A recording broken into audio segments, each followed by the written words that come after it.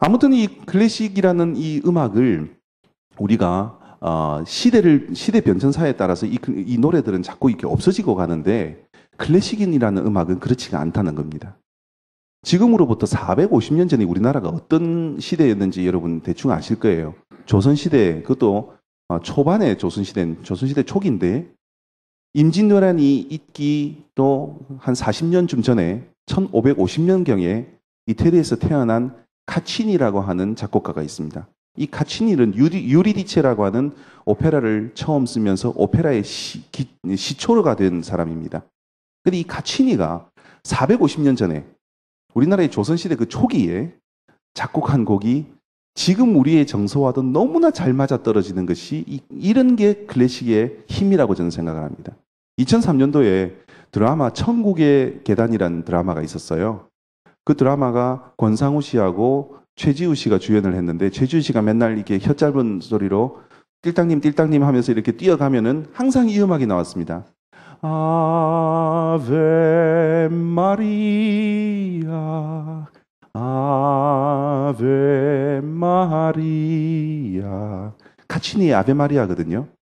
450년 전에 작곡된 곡이 지금의 우리의 정서와도 너무나 잘 맞지 않습니까? 우리는 띵따당 띵땅 하고 있을 그 시대에 유럽에서 작곡된 그 음악들이 지금의 우리의 정서와도 너무나 잘 만든다는 것이 이게 클래식의 힘이라고 저는 생각을 합니다. 오랜 시간의 무게를 견뎌냈다. 그래서 방금 제가 모차르트를 말씀드렸는데 모차르트와 굉장히 대조적인 인물 하나가 있습니다. 바로 죄송합니다. 이 모차르트는 대중의 음악가라고 한다면은 그 왕궁의 음악가가 한 명이 있었습니다. 갑자기 그 사람 이름이 생각이 안 나네요. 살리에리 맞습니다. 살리에리. 이 살리에리는 황제의 음악가였습니다. 근데 황제를 위해서 얼마나 많은 작곡을 했겠습니까? 근데 살리에리 음악은 지금까지 명맥을 이어오지 못하고 있어요. 모차르트의 음악은 명맥을 이어오거든요. 지금도 많은 사람들이 클래식을 작곡하고 있습니다. 근데 그 모든 음악들이 다 살아남지는 못합니다. 부분적으로 대중의 사랑을 받지 못하면 중간중간에 없어지고 끝까지 명맥을 이어온 적어도 100년 이상의 명맥을 이어온 음악들. 그게 저는 클래식이라고 정의를 내리고 싶습니다. 그러면 이 클래식을 우리가 왜 들어야 하는가? 꼭 들어야 되는 이유가 몇 가지가 있습니다. 클래식 시대에 음악사적으로 완성된 하나의 형식이 있는데 이거는 굉장히 중요한 음악사적인 선물이라고 저는 생각이 됩니다. 바로 소나타 형식이라는 겁니다. 소나타 형식. 전개부, 발전부, 재현부가 있는 ABA 형식. 이것도 여러분들이 중고등학교 음악 시간에 다 배우셨습니다. 이제는 생각이 가물가물 하나도 안 나지요. 근데 이 소나타 형식이 매우 중요한 형식입니다. 쉽게 말씀을 드리면 되돌아오는 형식입니다. 어떤 뭐가 발전이 전개가 되어서 여러 발전을 거친 다음에 다시 재현이 되는 것. 여러분들 만약에 어떤 노래를 콘서트장에 가서 성악가가 노래를 이렇게 부릅니다. 도레미파솔라티 그리고 인사를 하고 퇴장을 한다고 생각해 보십시오. 아무렇지도 않습니까? 다시 한번 할게요. 마음의 준비를 좀 하고 들으십시오. 도레미파솔라티 박수 좀 치셔주셔야지. 자, 퇴장을 했습니다. 여러분들이 그 공연장을 나오는데 기분이 어떨 것 같습니까? 좀 찝찝하지 않습니까? 해결이 안 됐잖아요. 화장실에 갔는데 그냥 휴지가 없어서 그냥 나온 그 듯한 느낌이 안 듭니까? 마지막에 또 이게 있어야 되는데 그 도가 없잖아요. 제가 쉽게 설명을 드리려고 이 예를 든 겁니다. 소나타 형식이라는 것이 바로 이 도를 해결해주는 형식입니다. 자, 이 도를 들은 것과 도를 듣지 않은 상황, 두 가지 상황을 생각해 보세요. 도레미파솔라시 하고 끝냈으면 계속 마음이 언짢고 불안하고 불편해요. 근데 도레미파솔라시 도라고 노래를 해주고 나면 안정을 찾습니다. 이 안정감이 음악 교육적으로, 음악 치료적으로 매우 중요한 겁니다. 요즘 들어서 음악 치료 음악 교육에 대한 관심이 굉장히 많이 높아지고 있습니다. 이게 바로 그 근본위에 있습니다. 이런 음악을 많이 들으면 이성과 감성의 불균형에 있는 우리 청소년들이 이성과 감성의 균형을 잡을 수가 있습니다. 매우 매우 중요한 겁니다. 이게 연구 발표가 있어요. 1993년도에 미국 캘리포니아 대학에서 연구를 했습니다.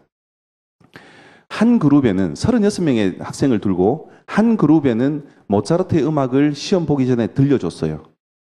모여놓고 모차르트 음악을 계속 듣고 시험장에 갔습니다. 한 그룹은 그냥 갔습니다.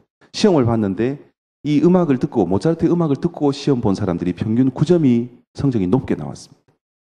이거 무작위로 한 거예요. 캘리포니아 대학에서 이것을 연구 발표로 해서 네이처지에다가 기고를 했습니다. 그 연구 발표의 이름이 모차르트 이펙트, 모차르트 효과라고 하는 논문을 기고를 했습니다. 엄청난 반응이 나왔습니다. 이 반응 쪽에는 또 반대 여론도 있었습니다. 워싱턴 포스트에서 보니까 서로 이 경쟁 관계가 있어서 그랬겠지만 이거는 말도 안 되는 얘기다 라고 얘기를 했습니다. 말도 안 될 수도 있고 말이 될 수도 있습니다. 저는 지금 말이 된다는 설정하에서 이 말씀을 드리는 겁니다. 그런데 이후에 최근에 미국 오하이오 주립대학에서 다시 연구를 했습니다. 이번에는 음악을 듣고 시험을 본 사람이 시험 성적이 잘 나온다 이런 쪽이 아니고 미국을 이루고 있는 미국이란 사회를 이끌어가는 주류와 비주류를 이렇게 나누어서 연구를 했습니다. 아무래도 미국을 이끌어가는 주류는 화이트와 아시안이 미국의 주류 사회를 이루고 있습니다. 블랙이나 히스패닉은 아무래도 그 밑에서 일을 하는 사람들의 계층이 많습니다. 모두는 아니지만. 이 사람들이 왜 이런 양상을 보일까 하고 그 사람들의 교육 시스템을 거꾸로 찾아 들어간 거죠. 그 대학원에서는 무슨 대학 공부를 했고, 대학에는 무슨 공부를 했고, 자, 대학, 고등학교, 중학교, 초등학교, 이렇게 유치원까지 내려가다 보니까 공통적으로 만나는 분모가 있었는데 그것이 바로 음악이라는 거였습니다. 어렸을 때 음악 활동을 활발하게 한 사람들이 미국의 주류 사회를 이루고 있더라. 이런 연구 결과를 만들어냈습니다. 우리가 TV를 통해서 아마 많이 보셨을 겁니다. 그 라이스 전 미 국무장관, 이분은 흑인이지만 이분이 피아노 연주하는 게 뉴스에 나오고 그러지 않습니까? 최근에 며칠 전에 뉴스에도 이분이 지금 자선음악회 독주회를 가지고 자선음악회를 하고 다니고 있습니다. 미국 전역을. 그게 얼마 전에 또 뉴스에 나와요. 라이스 미 국무장관을 한번 쳐보십시오. 그러면은 며칠 전에 기사가 아마 있을 겁니다. 이분이 피아니스트예요. 이게 자기 최고의 취미가 피아노 치는 겁니다. 그래서 국무장관들끼리 모여서 현악 사중주를 연주하고 피아노 삼중주를 연주하고 이런 모습이 우리 TV를 통해서 봤습니다. 이런 모습들이 음악 활동을 통해서 사람들이 이 주류 사회로 갈 수 있다. 또는 그것이 학습 활동에 굉장히 큰 영향을 준다. 그것은 무엇이냐? 바로 소나타 형식 때문에 그런 겁니다.